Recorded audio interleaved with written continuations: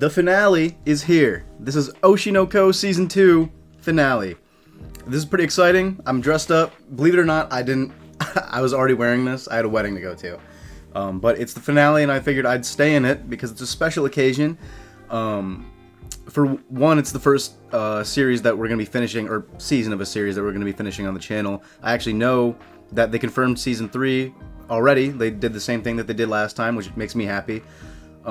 And yeah, it's just it's a big deal, and I know where I read the manga. If you've been following any of my videos, I've been trying to say that every time because I was really worried at the start of this that I guess that people might accuse me of like pre-reading or whatever, so I just want to I don't know. I wanted to make sure it was known, and I also wanted to make sure that people knew I wasn't going to spoil anything. And I think I did a pretty good job of that, but I've really been enjoying the adaptation. This has been my favorite arc of the series, or it was my favorite arc of the manga. As for the anime though, I think I might have some different thoughts, and I think I want to keep this intro part short because I feel like I'm going to have a lot to talk about at the end.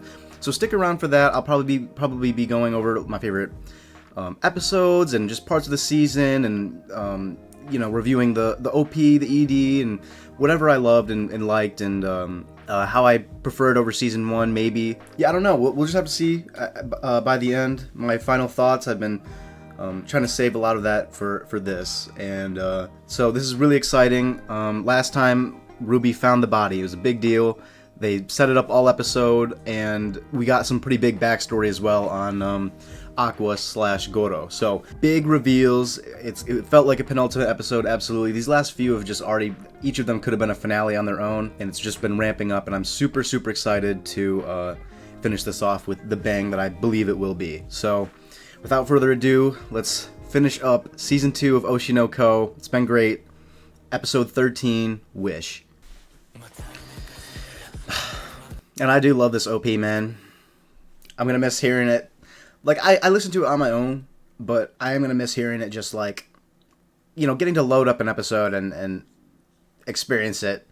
It plays into the hype of the episode, I feel like an OP at this point, I think it's really evident with Dan to Dan, the most recent, or Don to Don, the most recent, like, banger to drop. Probably the OP of the year. Then OP is really, like, strongly part of the identity of a show or a season, People remember that. People that are really into anime remember that. And so I'm glad that Oshi no Ko gets these really awesome OPs to get you just hyped to start the episode. And the endings as well. Really beautiful. I am a little upset that I never did release my breakdown of the OP and ED for this, but I really struggled to talk about it without going into spoilers, so I decided not to.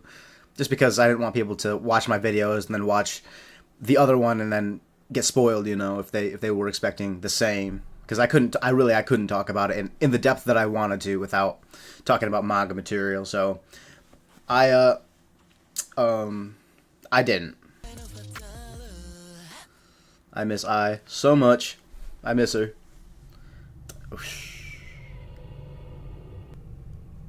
Yeah.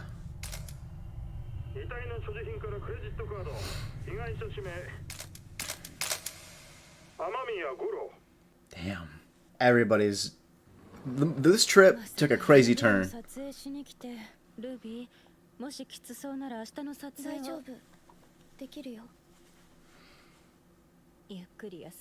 It's just so, like, not like her, ごめんな。俺が誘ったせいで大変な目に遭わせて。アクア君のせいじゃないよ。俺のせいだよ。見たくなかっただろ。あんな朽ち果ててグロテスクなもの。He did kind of. He probably didn't expect her to see it, but he was using her last episode to try to find it himself. そうやってさ、全部一人で背負い込もうとして、何もかも守れなかったら自分のせい。違うよ、そんなの。It's a great point. 多分他殺体なんだって。殺した人が悪いに決まってるじゃん。なんでアクア君がその責任を負わなきゃいけないの？そんなの違うじゃん。俺は期待してた。Sorry to pause here, but like from her perspective, it's not his fault at all, and so it's frustrating for her to see him try to bear all this because it's like illogical from her perspective. But it's also this conversation kind of feeds into well, at this point, his past self, damn, how can I say past self when there's like 4 different versions of that when it comes to this dude? But when he was stuck on revenge, like, it's the murderer who's at fault. I think, like, a line like that would have definitely triggered him and encouraged him to keep going on this revenge plot that he's been doing. But now he's so different. The events of this story are just like, it's crazy how it's all unfolding. 茜ならあの死体を見つけてくれるんじゃないか。茜にわざと情報をまいてあれを見つけるように仕向けていた。別に見つからなくてもいいと思ってた。むしろ見つからない方が都合がいいくらいに思ってたはずなんだよ。本当はずっと見つけて欲しかったんだな。Yeah, I get that. It was really the bird to thank, but Yeah. だとしてもだよ。俺はそういう風に仕向けていた。茜のことを俺はずっと利用してた。He really thinks, man. He really thinks he's Light Yagami out here, but he's not, man. He's way more kind than that. But he thinks he's just this crazy manipulator. He is, but he's not like evil. 私の気持ちをやっと言語化できそう。君は優しくて、その罪悪感ごと私は寄り添いたいって思ったんだ。でも分かってる。これでちゃんとアクア君はちゃんとさよならできる。アクア君は私がいない方がいいんだよね。なっちゃうんだよね。あれ、この旅行でちゃんと話しようと思ってたんだ。私たちはどうしよう。明るくお別れできると思ったから。止まれ。こんなつもりじゃなかったの。止まれ。泣いちゃうつもりは。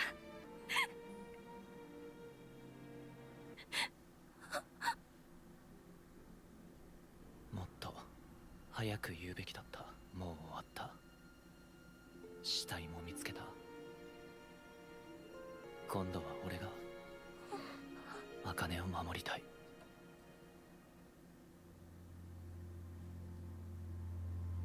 Wow. Yeah, he's so different now, man. He thinks it's all solved. What you thinking, Ruby?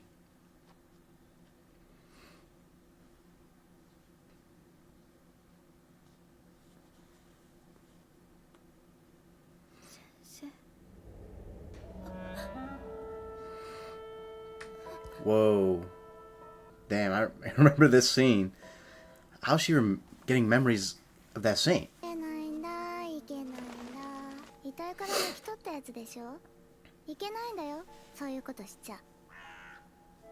Girl. Yeah, who the hell are you? あの医者さんと深い仲だったのかな。だとしたら気持ちもわかるけど、子供にわかるわけない。今私すごく機嫌悪いから。かわいい。でもいいの？お姉ちゃんが知りたいことを知ってるよ。What she wants to know? I don't remember this scene at all. 気分が悪いとかあったら遠慮せず休んでね。ルビー、あんたに言ってるのよ。Did they hear about it? Surely they did, right? The body? 大丈夫。Yeah. 依頼なのよね、MV の外ロケ。こんなクソ寒い中、季節感ガン虫の衣装を着せられて歌ったり踊ったり。で真冬の九十九里浜を水着で走ったり。I love when they draw men like this. 肉体労働者 I don't know why. 私が知りたいこと。有名なアイドルがここで孤児出産して、その子の担当医だったんだって。お医者さんは長らく失踪中と。Did she not know that? I guess maybe not. アイドルが子供を産んだ日だったんだ。大事な日だからいなくなったのかな。Yeah, I guess she wouldn't have known who delivered the baby. Who would care to tell her that? Or was supposed to? ずっと不審な男がいたらしいんだ。当時大学生くらいの男と中学生くらいの男の子。 Middle school. アイドルの愛を刺し殺した大学生。もう一人は Yeah, that dude was nuts. 二人って言ったでしょ。さあ、それを探すのがあなたの役目じゃない？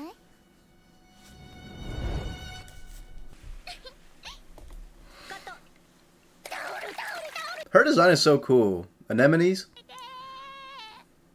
I think I said that last time. It's just really cool. メムも可愛いけど、そうなると個性もケレン味も出てこない。What did they say about Mem? Holds back somewhat, feels hesitant. She's always got something to hide, I guess, so she's always kind of got somewhat of a veil on. So that makes sense. 有馬ちゃんは自分の魅力を見てもらおうと必死。何かするができている。Star power, baby. 何かしなきゃ始まらない。何もしなきゃ埋もれるだけ。このグループのセンターってのも納得だね。これ楽しみだな。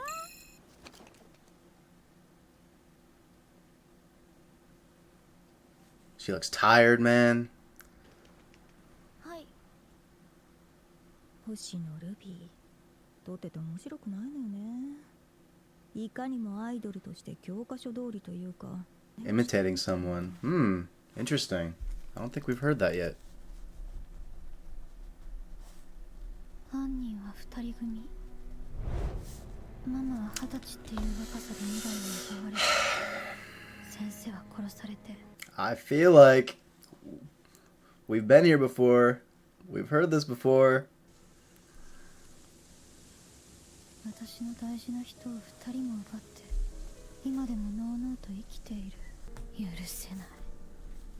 どんな手を使っても必ず見つけ出す。見つけ出して。Wow. 絶対に。This OST is crazy. 絶対に殺してやる。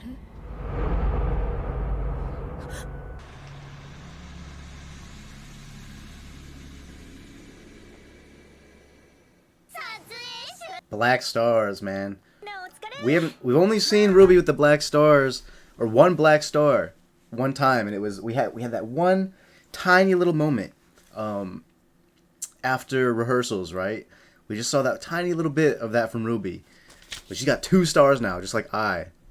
We haven't seen either of them have 2 stars before. とりあえず温泉でゆっくりしたいわ。MV っていつ頃上がるの？1本目のスターティーはなるはやで投げるけどね。まあ来月には上がると思うけど、2本目はちょっと時間もらっていい？いいけど、なんで？商業クリエイターだって、ただのアーティストに戻りたい時はあるのよ。Take her time? いろいろありすぎたな。Yeah, for real. She just got tossed around, honestly. There's no way she was expecting all this. This was supposed to be just a fun vacation, man. あれって正式に付き合うってことでいいんだよね。It's not for show anymore. ただの男女として。顔赤いわよ。湯あたりする前に上がりなさいよね。何か大事なことを考えてた気がするんだけど、全部どうでもよくなっちゃった。聞いたわよ。今度映画の主演やるんでしょ。売れたわね。上映関数多くない映画だし。A movie? 十分すごいことじゃない。羨ましいわ。She doesn't know yet. 時期よ。この波に乗れるかで黒川茜の今後が決まる。 She's gonna keep envying her, for sure. いつまでもレンリア気分でいいのかしら。もうレンリアじゃないもん。先に上がるね。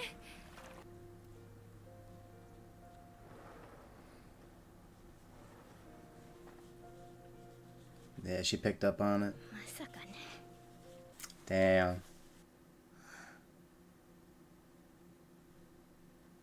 え、あかねちゃん。お兄ちゃんはどうして役者になったのかな。 Ooh. 小さい頃から監督のところで仕事してこの世界に固執してる。会いたい人が芸能界にいるって、その人に会うために売れようって、多分そんな感じ。それって誰？アクア君には事件のことを忘れてほしい。多分好きな役者さんとかだよ。そっか。もう遅いしそろそろ寝よう。 So, like, it's just so quiet. I'm not talking a lot. It's just, I feel kind of, like, uneasy a little bit. She just got a dead look in her eye, man. It's really it's the exact same look Aqua used to have all the time. エマも役者志望の多いわ。木の板を土で叩くといっぱいの効果があるんだって。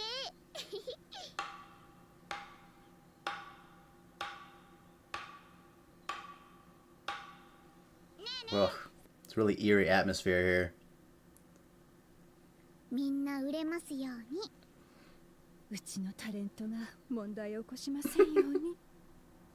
もっと演技が上手くなりますように。早く売れますように。早くアクアがママと先生を殺したやつを見つけ出せますように。He's quit now, though. Bad timing. Oh, we're actually seeing it? Wow. That is awesome. Hey, you see all their glow stick colors?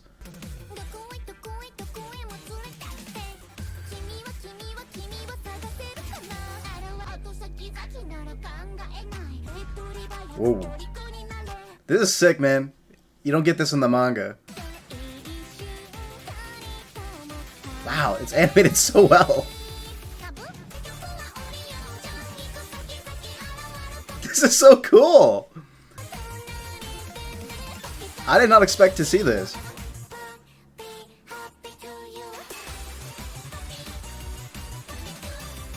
Ruby's got the black stars the whole time, man. Okay, I guess not the whole time. That was awesome, dude. That was so cool. 今回の MV は大きな注目を浴びることとなる。それは Yuki. 新生 B 小町の知名度が大幅に上昇する契機となった。そして半年の時が過ぎる。俺とルビーが2年生、茜、有馬が3年生に進級。活動が Oh. 大きく動き出す年の話だ。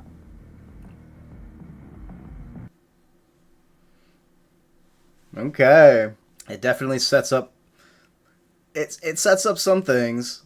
It's not as solidified as maybe the Tokyo Blade thing, because we knew end of season 1 we knew exactly what we were going to get into for season 2, but it definitely hints at stuff here in the finale that it hints at stuff and sets us on a crazy new trajectory. Whoa. That it's not usually like that, is it? Yeah, this effect is all different. I love that they're changing up the ending. And this whole ending makes sense now. Yeah, Ruby's just breaking, man. What a good season. Covered in blood. Was it covered in blood last time? Oh. Post-credit scene. In Oshi no Ko? 生きてますか？言ったでしょ。足元に気をつけてって。人殺し。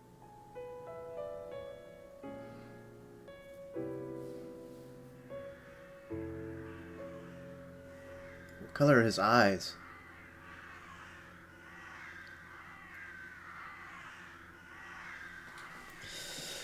Wow. Crazy, man. All right. So, that's it. That's season 2 of Oshi no Ko, man. That's... It did...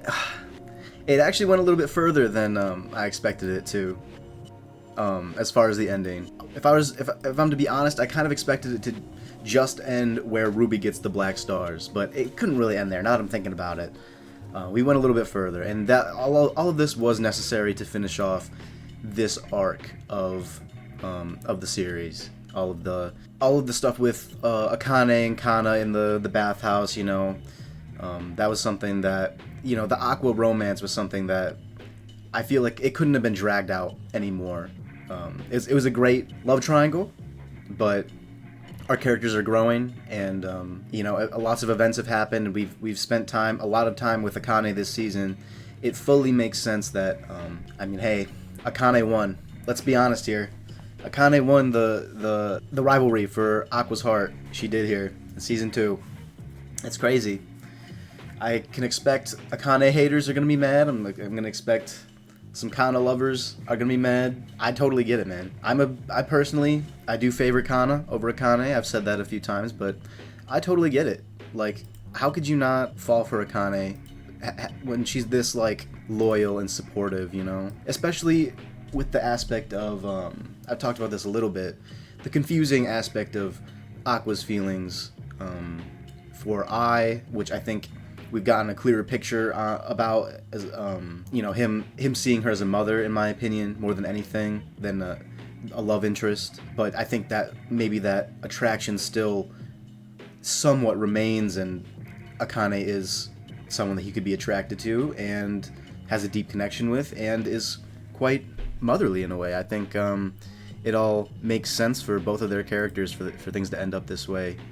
And it's sad that she was fully expecting them to break up here, and it is kind of effed that she was gonna have to break up with him when things are at such a low point. You know, having to separate in such a way is not too good. And let me reread what she was saying here. I think Akane was feeling somewhat guilty about her wanting. I've talked about this a lot, about her, this part of her that wants to shoulder the pain along with people and repay Aqua for what he did for her. You know, she's got this sense of gratitude, and I think she feels that she might have been taking advantage of him, which is possible in a way, by sticking around. I mean, Aqua hearing all this after he's feeling like things have resolved as far as his father. You know, his father's dead. He's found his body. I mean, what else can he really obsess over as far as all that? You know, he's free. You know, I don't think Aqua's ever really been truly seen by anybody except for maybe Ruby. I think Ruby sees through his act a lot of the time. Doesn't talk about it. She lets him be by himself, deal with it on his own. But Akane is, even on a deeper level, understands him. And I think if there's anything that they're good, that she's good for, is that it's understanding people. And there aren't many people that Aqua can be that close to, where they can relate to him so well, or understand him so well. Yeah, he's just a different person now. He's free, or at least a different person compared to the one that we've been following for 2 seasons, basically. He's truly able to live a life, and she wants that for him, you know. So I think she is somewhat good for him, at least here, and so I get it. Ruby, though, the tables have kind of turned, you know.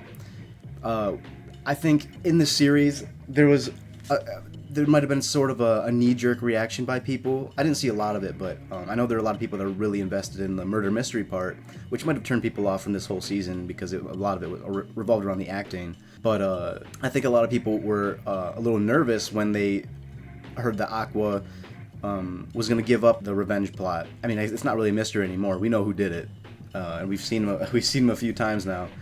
Don't believe we've gotten a name. We haven't gotten a name. But yeah, people were probably somewhat nervous when he gave that up. But the show is about that, you know. Akka isn't stupid enough to abandon all of that. So we just kind of swapped things, you know. Aqua's looking towards a brighter future now, and then Ruby finds this, and then she's got the dark stars, and she's all hellbent on revenge and stuff. Now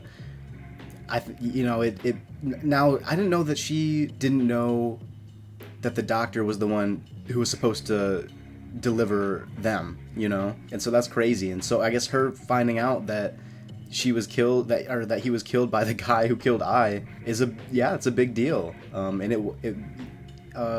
he was killed for that reason, for him being connected to her, you know. So now she knows that there's somebody else out there. I think we know that Aqua's peace of mind can't last for too long because Akane knows it, and there's a guy out there still, and Ruby hoping that he will find it. Like, I think I was even like nervous that if anybody was going to bring him back into that, it might be Akane, you know. And I think she was worried about that as well. But If anything here, it suggests that it could be Ruby who brings him back into the darkness, which is crazy to think that it's Ruby of all people. And this whole thing with Ruby is really exciting to me because I'll say this again, like I read the manga, I binged it, like basically right after season 1 ended, I read through as far as I could, as far as what was out in like 3 days or 2 days or something like that. And it was all because I wanted more Ruby, actually. And so when I read the manga and I read through this whole arc and there was barely any Ruby, I was so upset because I was like, man, I can't be the only one who wanted more Ruby, and there's just not much in this season. Season 2, you're going to have to wait till season 3 to really get into Ruby's character. We got, towards the end here, we got some really, really amazing things for her, and I think we understand her now better than we ever have. But I mean, in comparison, we've only had like really like 2-3 episodes diving into Ruby at all, and not even fully diving into her, just little bits and pieces. But I think this at the end and all of what's happened here is sort of just like a promise from Akka and Mengo, like we're going to dive into Ruby. They held their cards for a long time on all the Ruby stuff because she's been in the background for someone who's supposed to be one of our main characters and so connected to Aqua. You know, it's always kind of been 1 and 1A as far as Aqua and Ruby. That's how it's supposed to feel, how it's supposed to be set up.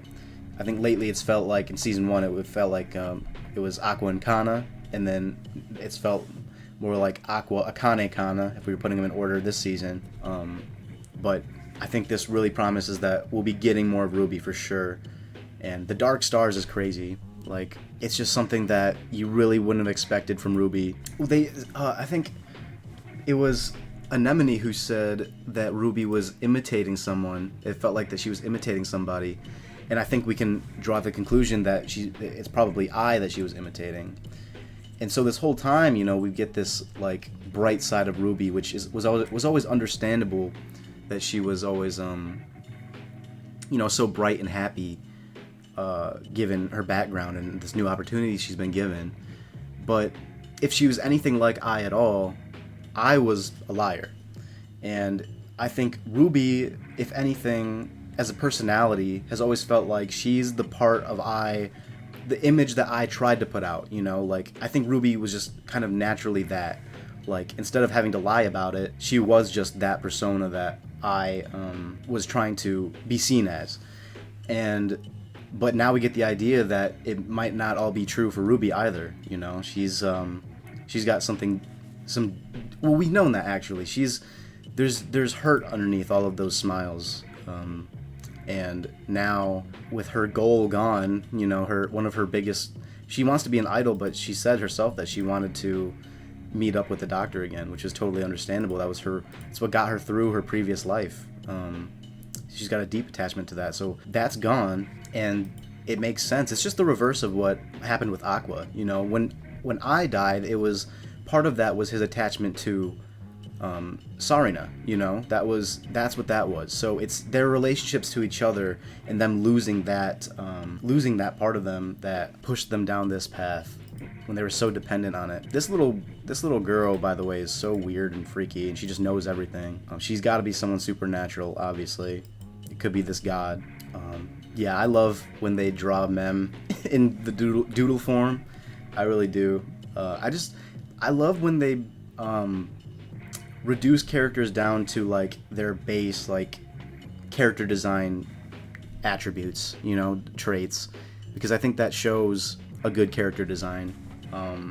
Mem, with just the little horns and the little hair and the cat mouth, that's enough to know that that's Mem. You don't have to draw her full thing, just the silhouette is enough to know that that's her.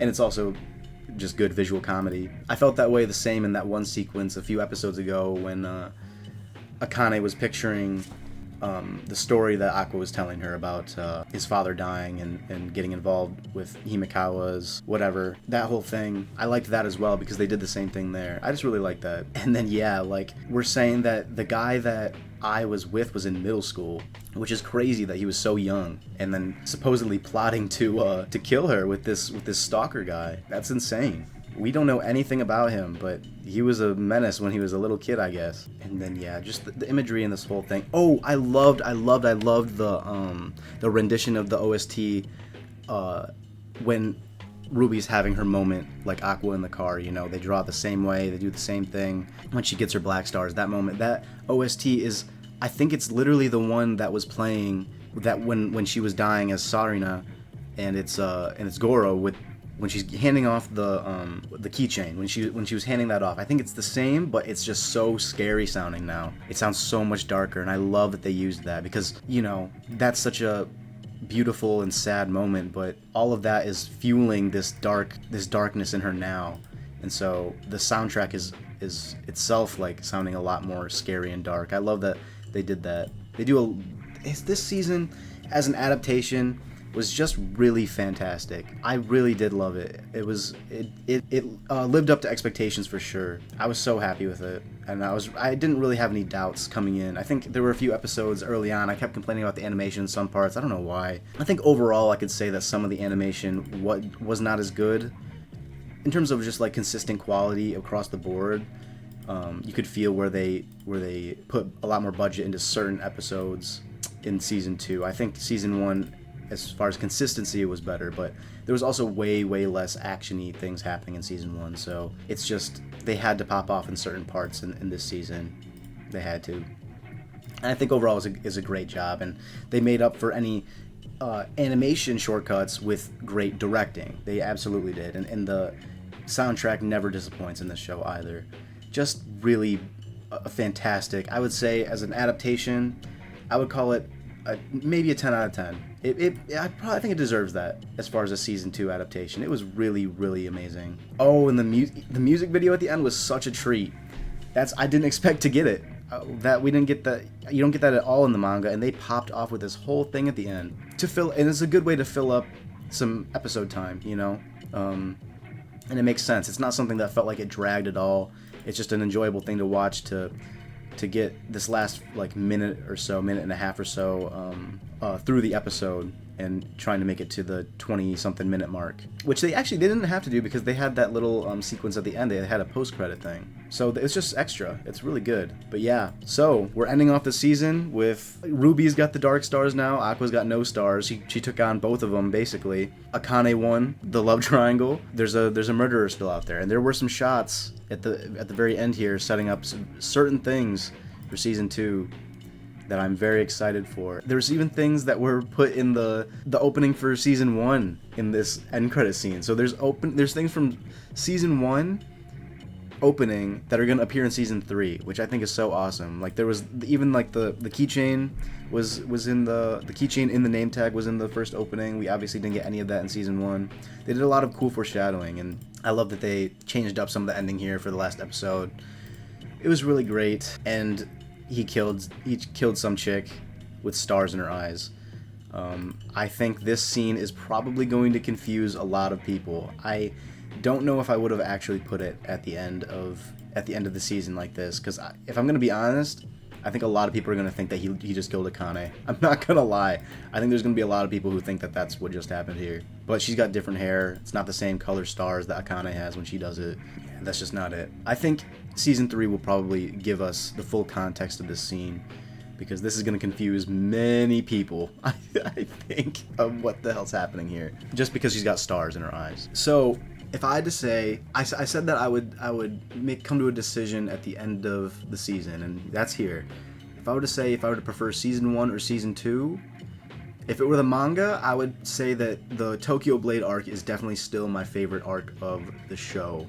But I think as an anime, I would say season 1 I prefer still. I've seen it way more times, so maybe that's why. But I think, I don't know, there was something about the first season. I think it was just because it was a little bit more balanced as far as the acting and idol stuff and the murder mystery stuff. And it was also very fresh as well. So I don't know, there's something really magical about season 1 for me. Though I wouldn't be surprised if people prefer season 2 because of just all of the revelations that happen and all the crazy twists that go on in this, and the amazing character development. I think we get more character development in this, and even possible plot progression in season 2 than in season 1. I guess it's just a personal preference that I would say I like season 1 a little bit more. I guess it's just that attachment that I have to my first ever experience with the series.